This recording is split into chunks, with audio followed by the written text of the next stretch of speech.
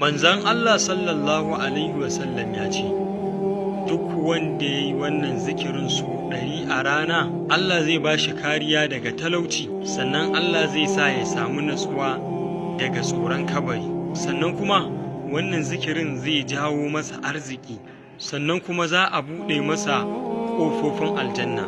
Ya kai ɗan uwa, tsaya ka saurara ka haddace, kuma kakkai rowar wannan bidiyon ka yaɗa shi duniya kowa ya gani amfana, sannan kai koyi da faɗin manzon Allah sallallahu alaihi wasallam. Allah ya haskaka fuskar mutumin da ya ji hadisin annabi, ya haddace, ya kiyaye shi, sannan ya isar da shi zuwa ga wasu kamar yadda ya ji. Saboda haka yi ƙoƙari ka kasance cikin waɗanda manzon Allah ya yi wa addu'a ta hanyar isar da saƙon zuwa ga wasu domin su amfana. Zikirin shine la ilaha illallahul malikul haqqul mubin.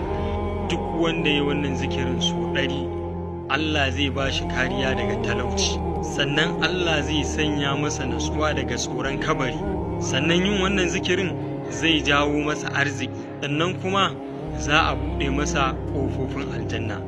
Ya kai ɗan uwa, wannan tagomashi karkace kai kaɗai kawai za ka tsaya ka amfana. Yi ƙoƙari idan ka ji kai ma ka yaɗa shi domin 'yan uwa da yawa su amfana. Allah ya ba mu iko, Allah ya sa mu dace.